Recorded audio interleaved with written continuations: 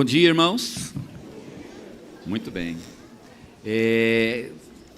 Os irmãos sabem que próximo domingo a gente vai ter a ceia do Senhor aqui na nossa igreja, que é um momento muito especial da nossa igreja. A gente ama muito esse momento de fazer a ceia do Senhor. E domingo que vem a gente vai ter aquela ceia que a gente tem uma vez por ano. É a ceia da família. Lembra disso ou não? A gente faz isso uma vez por ano. A gente divide a igreja em grupos familiares. E aqueles que são visitantes também, que estiverem conosco, são convidados a participar conosco. E domingo que vem, de uma maneira muito especial e um pouco diferente, todos participam, né? Todos os que estiverem presentes vão participar da ceia do Senhor. E a gente vai então usar esse momento para cumprir um outro mandamento na Bíblia, né? A Bíblia ordena que nós façamos a ceia, mas ela também tem um outro mandamento. Ela diz que o momento da Páscoa era um momento de explicar o porquê que a gente fazia aquilo. Por que as pessoas faziam. Então, os pais tinham a oportunidade de contar para os seus filhos o que significa isso. Então, vai ser o dia que a gente vai, então, fazer isso. Nós não vamos apenas participar, mas vamos compartilhar o que essa ceia significa e qual é o simbolismo que está envolvido nela. Tá bom? Então, a gente vai fazer isso no próximo domingo, vai ser muito legal. Participa com a gente, você vai ser muito abençoado através dessa programação. E agora vamos então meditar um instante na palavra, antes de partirmos para a nossa escola dominical. E quero convidar vocês a abrirem aqui no Salmo 119. Salmo 119. A gente está no mês da palavra de Deus, é o mês da EBD, e por isso a gente fala nesse mês a respeito da palavra de Deus. O tema do nosso semestre é santificados, ou santificação. E nesse tema nós estamos falando de sermos santificados pela palavra. De onde foi que a gente tirou essa ideia do ser santificado pela palavra? A gente tirou essa ideia do próprio Senhor Jesus, que na sua oração, ele pediu a Deus para que ele nos santificasse. E ele deixou bem claro que o que nos santifica é a Bíblia, é a palavra de Deus. Ele disse: santifica-os na verdade, a tua palavra é a verdade. Então nós somos santificados pela palavra de Deus. E hoje, e nesse mês, a gente está lembrando um pouco mais a respeito disso. E vamos falar um pouco disso também hoje. E quando a gente fala de palavra de Deus, o Salmo 119, ele é muito privilegiado. Nós já falamos muito sobre esse Salmo. De vez em quando a gente retorna a ele. Ele é o capítulo mais longo da Bíblia e por isso a gente tem muito para falar sobre ele. E hoje eu quero compartilhar mais um pouquinho a respeito do Salmo 119. Tanto agora pela manhã, também quanto à noite. E eu quero hoje falar sobre uma seção específica do Salmo 119 e quero ler um versículo somente, que vai servir de base para o que vamos falar hoje, que é o versículo 35. O versículo 35 diz o seguinte, é o Salmo 119, verso 35, que diz: guia-me pela vereda dos teus mandamentos, pois nela me comprazo. Não é bonito isso? Guia-me pela vereda dos teus mandamentos, pois nela me comprazo. Vamos ler todo mundo junto? Vamos lá? Guia-me pela vereda dos teus mandamentos, pois nela me comprazo. Tem duas palavras aí que podem ser um pouco estranhas para a gente. Primeiro é a palavra vereda. Nem todo mundo sabe o que é uma vereda. Vereda é um caminho estreito, né? Não é um caminho muito largo. Se é um caminho muito largo, ele seria então uma rua ou uma estrada. Mas quando o caminho não é um pouquinho mais estreito, que não dá para chamar de rua, de tão pequeno, a gente costuma chamar de vereda. Aqui no Brasil, a gente chamaria de picada, né? A gente tem um termo para falar sobre a vereda no Brasil, que é bem brasileiro, a picada. A picada é um caminho no meio do mato. Então a vereda é exatamente isso. Vereda é um caminho pequeno que não merece ser chamado de rua. Porque na Bíblia tem, né, palavras que descrevem caminhos largos. Não é o caso aqui. A palavra vereda realmente é um caminho estreito. A segunda palavra que é estranha aqui neste versículo é a palavra comprazo. Me comprazo, é um termo antigo, né? Um termo um pouco arcaico, mas a palavra comprazo, ela tem um significado muito simples, ela significa eu me alegro. Comprazer significa alegrar-se em algo, né? Talvez venha da própria palavra prazer, não é? Eu fico feliz juntamente com alguém. E daí, então, a ideia de com prazer como alegrar-se em alguma coisa. Então, a gente está entendendo o que significa esse salmo. Significa, e é a oração do salmista, que Deus, então, me guie pelo caminho estreito dos mandamentos dele, porque nos mandamentos dele eu tenho alegria. É mais ou menos isso que ele está dizendo, né? Eu tenho alegria neste mandamento. É mais ou menos como uma caminhada que você faz no meio do mato e você fica muito feliz de ir lá. Eu, por exemplo, quando morava em Sertãozinho, eu tinha um lugar que eu gostava de fazer caminhada.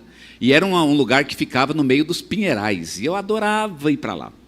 Eu inventava desculpa para pegar a bicicleta e ir lá para os pinheirais, porque eu amava aquele lugar. Eu ficava feliz de estar naquele lugar, e é mais ou menos assim a vereda do mandamento do Senhor. A palavra do Senhor, ela é um caminho que nos deixa feliz. E eu quero pensar um pouquinho sobre isso. Por que a palavra do Senhor, ela é o caminho que deixa o salmista feliz? Eu vou ler aqui uma tradução, né, que diz: guia-me pela vereda dos teus mandamentos, porque nela eu encontro felicidade. Eu achei bem bacana. E ela diz mais ou menos o que o Salmo está dizendo. Por que será que ele chama o mandamento de Deus de vereda?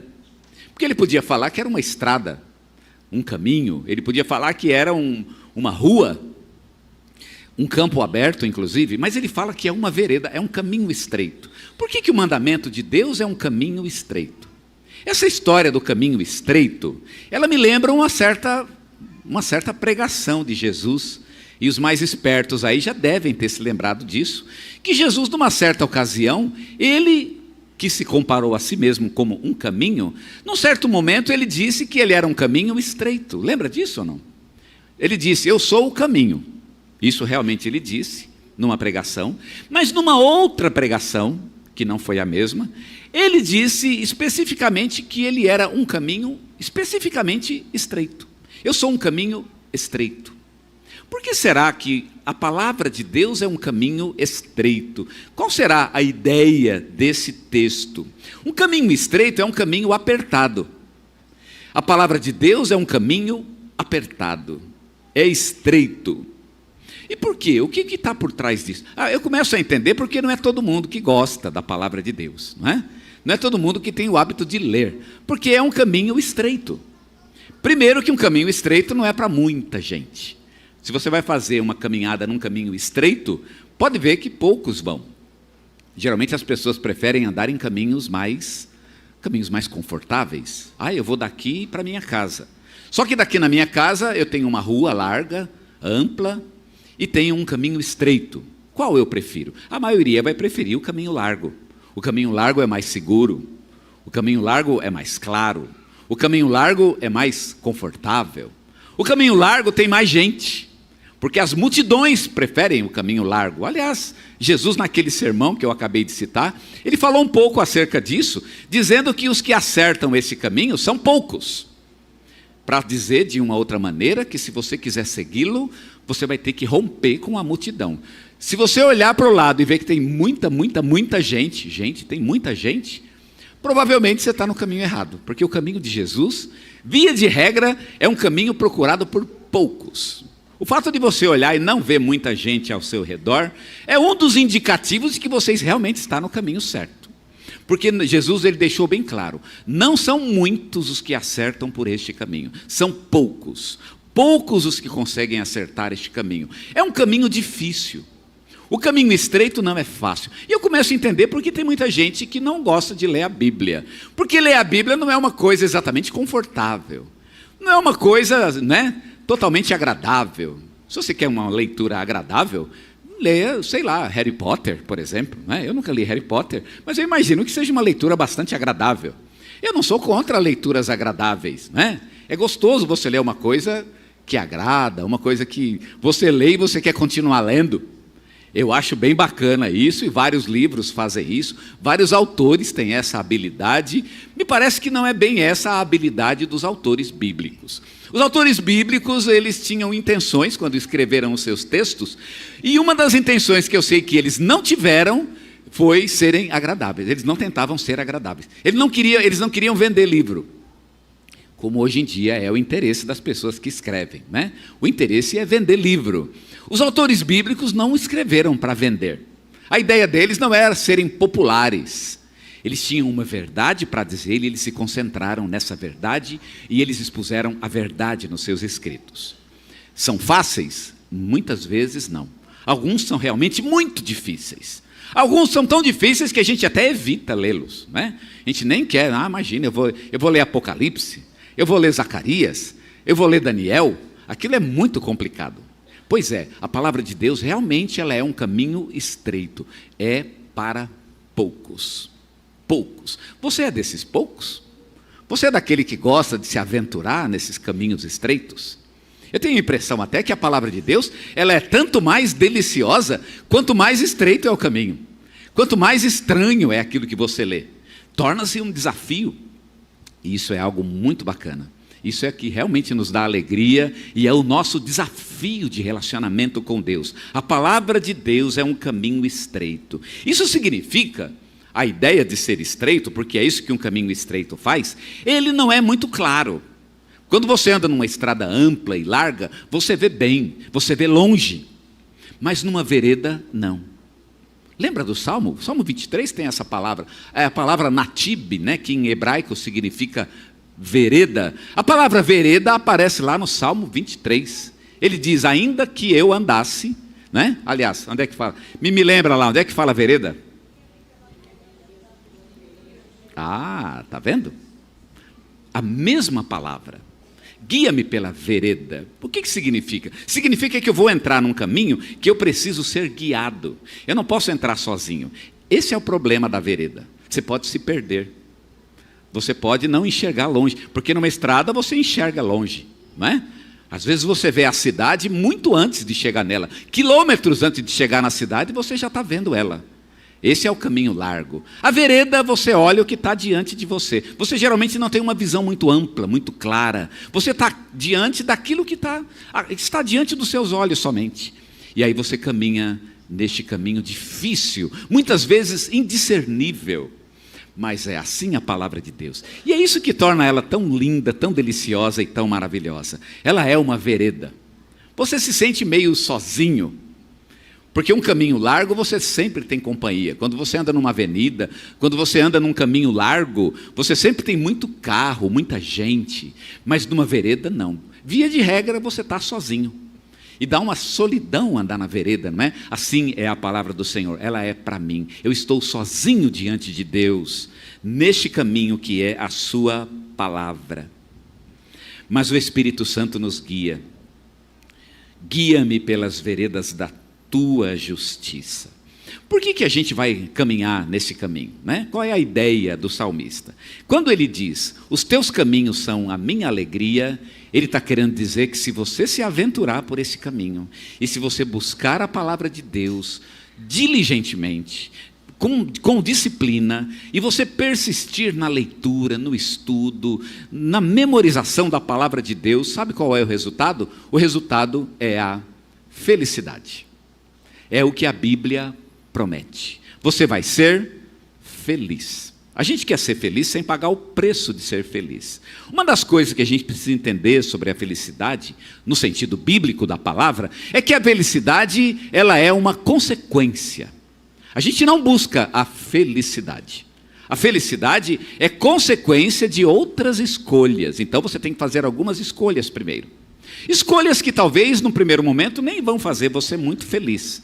Mas o fim, o resultado, a consequência das suas escolhas, essas sim serão a tua felicidade. É por isso que o salmista termina o salmo dizendo, nos teus mandamentos eu encontro a minha felicidade. Aliás, foi a tradução que a gente leu, não é? Ensina-me ou guia-me pela vereda dos teus mandamentos, porque nela eu encontro felicidade. É exatamente isso. É por isso que a gente está brigando com a palavra de Deus, está lutando com ela, porque nós estamos buscando felicidade. Todos nós queremos ser felizes neste mundo, mas você não vai ser feliz do seu jeito. Não é do jeito que você pensa. Não é seguindo a tua ideia, a tua opinião, teu propósito, teu sonho, tua fantasia. Nada disso vai te fazer feliz. O caminho da felicidade, ele vai ser indicado pela palavra de Deus. Você quer ser feliz? Obedeça à palavra de Deus. Não há outro caminho para ser feliz neste mundo. Bem-aventurado. Eu gosto da palavra bem. A Bíblia não gosta muito da palavra felicidade, não é? Da palavra alegria. A palavra alegria existe na Bíblia. Eu já falei aqui para vocês numa outra ocasião que existe a palavra alegria. A palavra alegria é uma palavra grega chamada Macário. Macário em grego é o feliz, né? A palavra Macaris, né? Macaris é a felicidade, ou a alegria. De onde vem o caris? Caris em grego é graça. A graça é uma coisa que tem a ver com felicidade. Graça, caris é graça, e macaris significa feliz. Pode ver que tem uma relação entre a graça e a felicidade. Eu posso dizer que uma pessoa agraciada por Deus é uma pessoa que acabou encontrando a sua própria felicidade. É o feliz de fato. E talvez eu entenda porque muita gente não é feliz, porque talvez não encontrou ainda a graça de Deus. Mas olha, a felicidade, ela é uma consequência. Algumas escolhas precisarão ser feitas, e uma delas é a escolha de buscar a palavra de Deus. É isso que o salmista diz: eu quero ser feliz e por isso eu vou buscar a tua palavra. E quando eu ando na tua palavra, quando eu a busco, quando eu medito nela, quando eu fico batalhando com ela, para compreendê-la, para vivê-la em minha vida. Os mandamentos não são fáceis, mas eles serão cumpridos, eles serão cumpridos na minha vida, no meu comportamento. Essa luta diária com a palavra de Deus, ela tem como resultado a nossa própria felicidade. E aí você vai descobrir um dia que você é feliz. Eu disse para vocês que a Bíblia, ela não gosta muito de usar a palavra Macário. Ela tem essa palavra e fala muitas vezes sobre isso, mas ela prefere uma outra palavra, que essa sim é muito usada na Bíblia, que é a palavra bem-aventurado. O bem-aventurado, esse sim, é muito mencionado, e está lá a palavra na Bíblia, né, para mostrar que é uma bênção que Deus nos dá.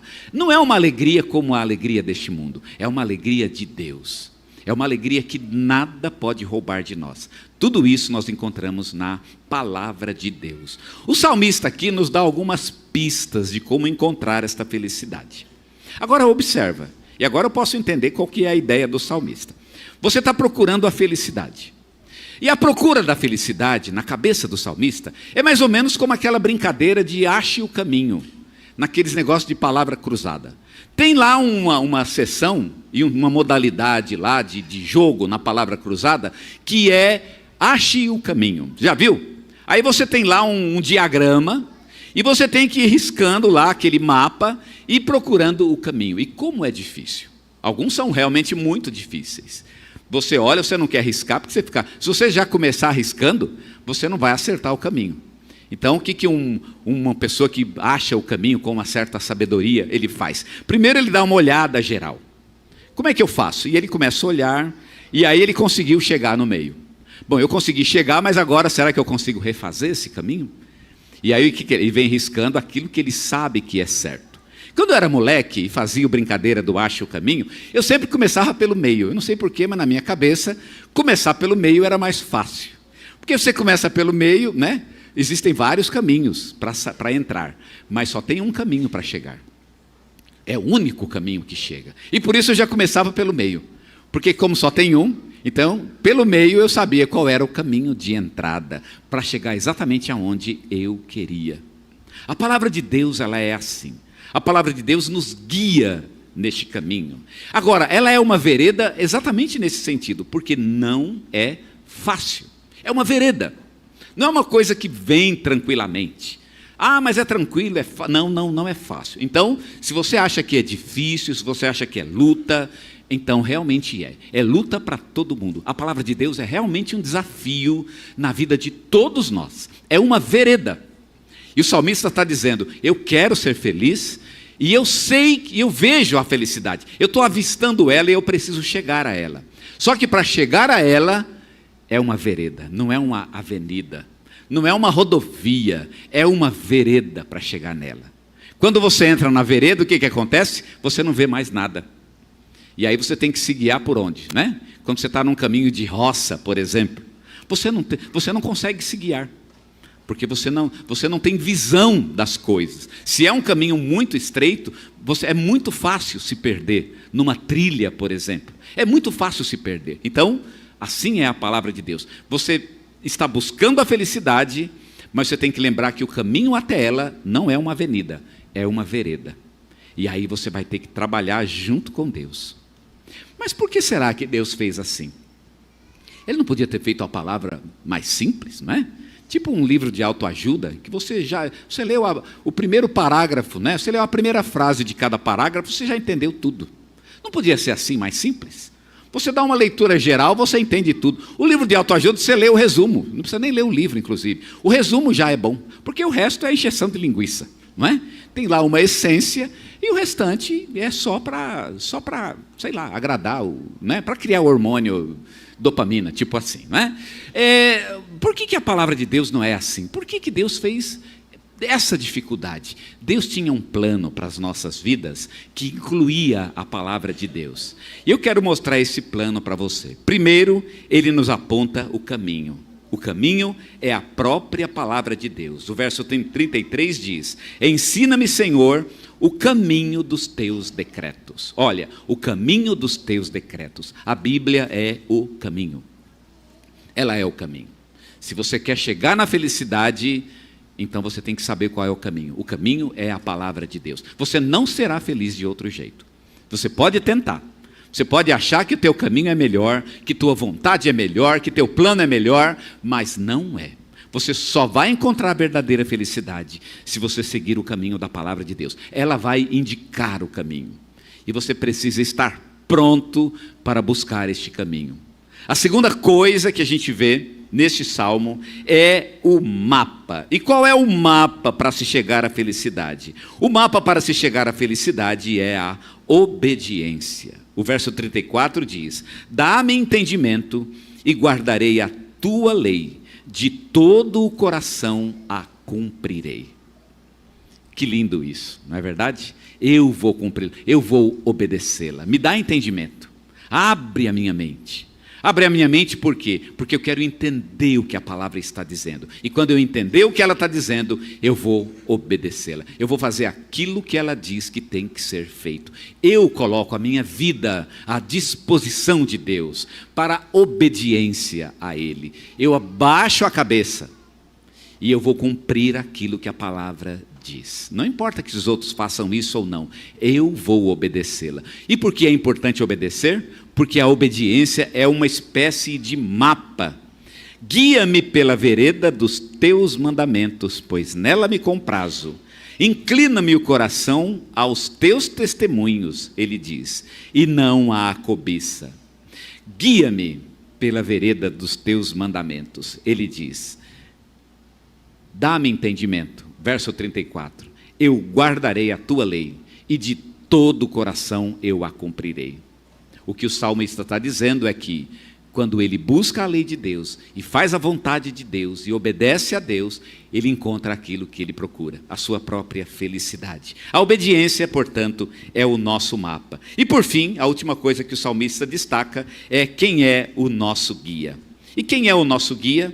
Veja aqui o versículo 36. Inclina-me o coração aos teus testemunhos, e não à cobiça.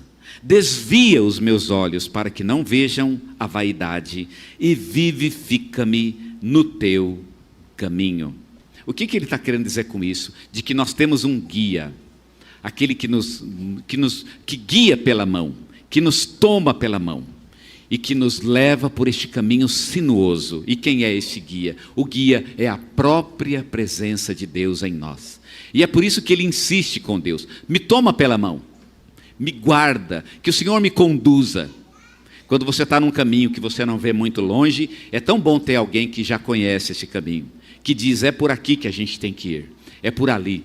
Esse é o caminho certo, aqui é o caminho errado. E quando você tem alguém orientando, então o caminho é muito mais fácil. Nós temos alguém nos orientando, é o Espírito de Deus que habita em nós. Quando o Espírito nos orienta, então nós somos guiados pelo caminho do Senhor. É o Espírito que é o nosso guia. Ele nos guarda para que a gente não se perca no caminho da palavra de Deus. Eu acho interessante que não é só uma questão de ler a palavra, mas ler a palavra sob a direção do Espírito Santo. Quando abre a Bíblia, qual deve ser a nossa oração? Jesus, eu vou ler a tua palavra, eu vou buscá-la, eu vou aprender o que ela está tentando me dizer, mas eu preciso que o Senhor me guie. E o Espírito Santo abre a nossa mente. Ele diz, dá-me entendimento. E veja, dá-me entendimento. Não é que eu sou burro, que de fato eu sou mesmo, nem ignorante, de fato eu sou. Mas é porque eu preciso de alguém que me guie por aquele caminho. É um caminho difícil, mas como é bom percorrer este caminho junto com o Espírito Santo. Como é bom quando você faz uma coisa difícil, mas você está sendo guiado naquilo, não é bom? Imagina um projeto difícil. O projeto de estudar a palavra de Deus é um projeto difícil, mas a gente está sendo guiado nesse projeto. É o Espírito que nos guia.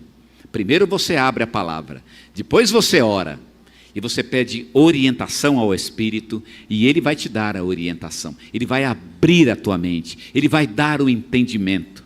E quando Ele dá o entendimento, então, a palavra se torna clara diante de nossos olhos, e nós podemos compreendê-la. E compreendendo-a, nós podemos vivê-la em nossas vidas. E vivendo-a, nós vamos encontrar a própria felicidade. Essa é uma promessa de Deus e está envolvida na nossa leitura, na nossa degustação da palavra de Deus, na nossa busca pela palavra. E quando fazemos isso, nós encontramos a própria vida, a própria felicidade. A minha vida mudou radicalmente no dia que eu desisti de ter uma relação espiritual com Deus, espírito com espírito, e resolvi buscar um texto, a palavra de Deus. Sabe por quê? Porque a palavra de Deus não é texto morto, a palavra de Deus é uma palavra viva, ela é viva, e aquele que busca, aquele que medita, aquele que realmente degusta essa palavra, vai encontrar a própria vida. A palavra de Deus é viva. E agora com a palavra de Deus nós temos tudo. Aquilo que eu queria de Deus, a relação com Ele, o amor dEle, o sentimento dEle em mim e meu sentimento por Ele, tudo isso é avivado pela palavra de Deus. Nós precisamos dela. Leia a palavra, busque a palavra. Faça isso com disciplina. Não leia só um texto, eu vou abrir e vou ler. Não faça isso não. Tenha um critério, tenha um método. Coloca um caderno do lado e deixa o caderno lá todo dia. Não tira o caderno do lugar, não. Deixa a palavra aberta. O que eu vou ler amanhã? Já deixa aberto, amanhã já está lá marcado. E aí anote, escreva, memorize, faça uma fichinha para você levar no celular ou na carteira. E leia durante o dia aquele versículo, mantenha a palavra na sua mente e veja o resultado. O Espírito Santo vai te guiar por essas veredas, por esses caminhos, sabe até onde? Até a tua própria felicidade.